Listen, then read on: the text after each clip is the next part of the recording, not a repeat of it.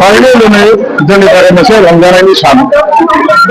थांनाय 10 बोसोरनि उनाव दिनै जोङो नैबे इलेक्सननि गेजेरजों कुसुगाव समष्टिखौ बिटिआरनि आखायाव जों लाबोफिननो हाबाय। बिटिआरनि आखाइनिफ्राय गलांनायनि उनाव बिटिसि ओनसोलनि नैबे समष्टिया जोबोद गाज्रि अबस्थायाव दंमोन। जौगाखांनायनि जेबो खामानि जायाखै आरो रायजो राजाफ्रा जेबो खाबु मोनाखै। रायजो राजाफोरखौ बिराद अननाय लादों।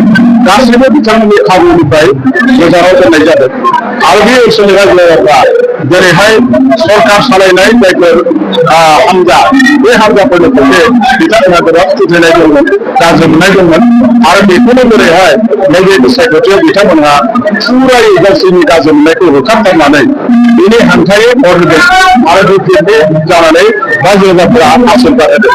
जायनि थाखाय दिनै बिटिआरआ नैबे कुसुगाव समष्टियाव थांनाय 10 बोसोराव जोंनि आखायाव दंमोनब्लाबो बेखौ लाखिनो हायाखैमोन, गोमाना दंमोन। बेखौ दिनै गोदानै जोंनि आखायाव गथायना होफिननो हाबाय।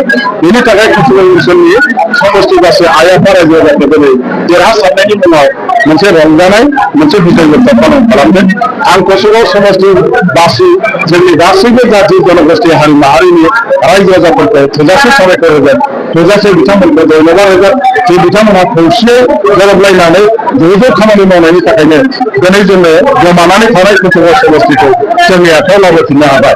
बे कुसुगाव समष्टि रायजो राजाफोरनि मोनसे गिदिर देरहासारनाय आरो बे देरहासारनायखौ जों अरायबो आखायाव हमथानानै दोननो थाखाय जों नाजाबाय थागोन। आरो आङो बेजों लोगोसे कुसुगाव समष्टि बायदि गोबां जोंहा जोंनि बिटिसि समष्टिफोर दं। जे समष्टिफ्राबो दिनै बिटिआर हान्जाखौ जोंनि बिटिसिनि आइ आफा रायजोफोरा गोबां बरियायै देरहासार खालामबाय। बिटिआरनि सायाव बिसास आरो फोथायनायखौ लाखिनानै सरकार बानायनायनि जे खाबु होबाय, बेनि थाखाय सारा बिटिसि ओनसोलनि आइ आफा रायजो राजाफोरनि फारसे आंनि खर' गंग्लायै सिबिनाय आरो साबायखरखौ आं जासिहरो।